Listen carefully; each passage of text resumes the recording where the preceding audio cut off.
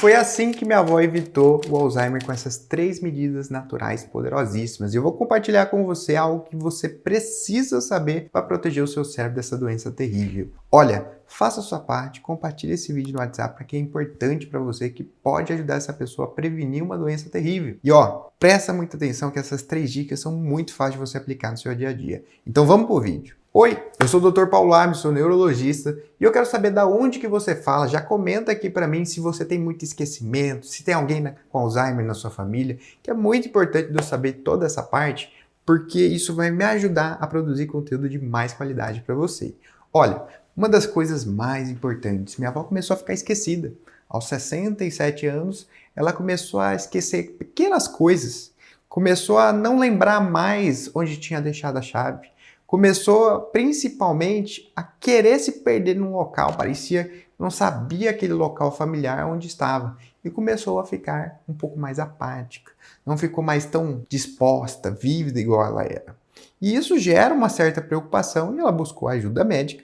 E nesse momento foi comprovado um diagnóstico de como se fosse um pré-Alzheimer. Mas esse termo ele não é muito bem estabelecido na literatura. A gente chama de DCL amnésico, é declínio cognitivo leve amnésico. Ou seja, as funções cerebrais estão comprometidas num nível leve, que já está afetando a memória, amnésico. E isso é importante, porque nessa fase em que a gente tem um alto risco de desenvolver o Alzheimer. E essas 3 medidas que eu vou falar para você podem combater o Alzheimer se você começou a ficar esquecido aos 40, depois dos 60 ou até mesmo jovem. Primeira medida, ela fez um exame muito importante que é a polissonografia. A polissonografia, ela vê a qualidade do seu sono, vê se você está roncando muito, se está tendo perda de saturação, ou seja, se o seu oxigênio está chegando no seu cérebro à noite, porque às vezes nessa doença que chama SARS, a gente tem uma dificuldade muito grande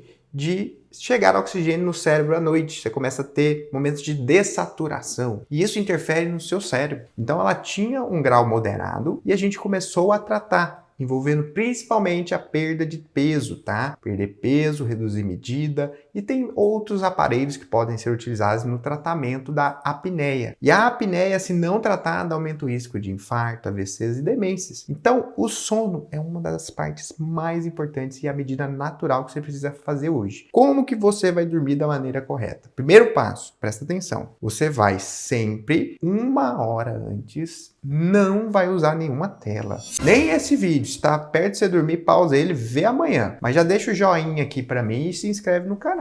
1 hora antes, então, você vai ficar sem telas, 0. Não vai comer muito na janta. 3 horas antes de dormir, o ideal é ser a sua última refeição e ser leve, porque você não tem uma digestão muito ruim. De manhã, você vai se expor à luz solar. Isso ajuda a produzir a melatonina, que é aquele hormônio do sono. Então presta atenção que isso é muito importante. E não vai ingerir nada que tenha cafeína, nem café, chimarrão, tereré, muito menos energético depois das 2 da tarde. Pessoas que ingerem cafeína não têm um sono reparador. E sem falar que não dá para levar problema à noite para a cama. O momento de você dormir tem que ser um ritual sagrado, que é o melhor momento para você relaxar o seu corpo e você sempre ter uma rotina.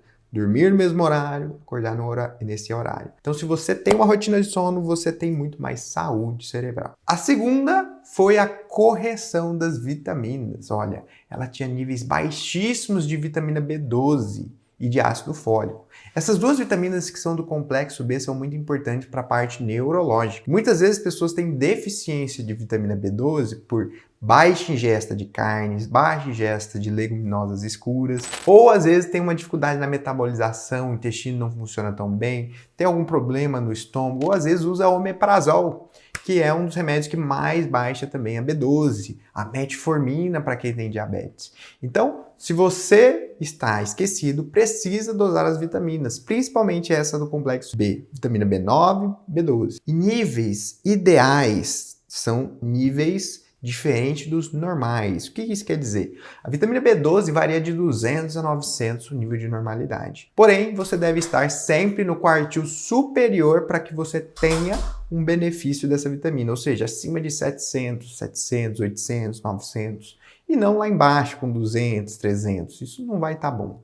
O ácido fólico é a mesma coisa, pelo menos acima de 10. E como que a gente corrige isso, doutor? Você pode ir no nutricionista, no médico, para corrigir suas vitaminas, seja numa reposição oral ou parenteral, que é na veia ou injeção, e você pode melhorar a sua alimentação. Fígado é muito bom, ovo é muito bom, você pode associar também leguminosas escuras, que são extremamente interessantes, como couve, brócolis, alface, tudo isso ajuda muito. E é claro, também você precisa ver o porquê que ela está ficando baixa, é uma das partes mais importantes. Corrigir ela naturalmente vai ajudar muito o seu cérebro. E olha, se você está gostando desse vídeo, não deixa de comentar para mim aqui, que eu quero saber se você está gostando. Se inscreve no canal, lembra de compartilhar esse vídeo. E ó, a terceira medida, que é muito, mas muito importante, é a socialização. Na pandemia, a gente teve um período muito difícil, em que a gente não podia socializar, e isso teve impactos negativos para pessoas, principalmente acima dos 40 anos, ou até as crianças também.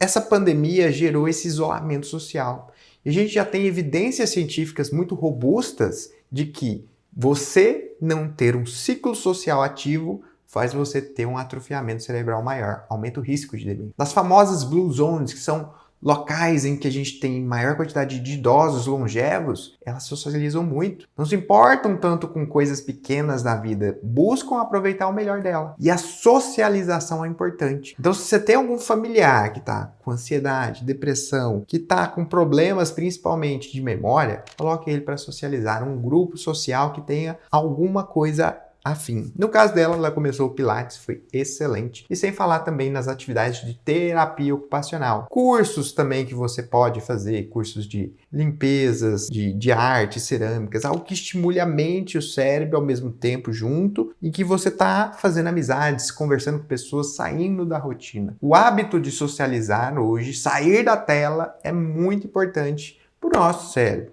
E eu quero que você tenha essa atividade hoje, de socializar um pouco mais e promover a socialização para que todo mundo tenha saúde, que é o mais importante. Ó, por aqui é só nosso vídeo, mas eu vou deixar aqui outros assuntos importantes que podem te ajudar a ter mais saúde. E eu te vejo no próximo vídeo.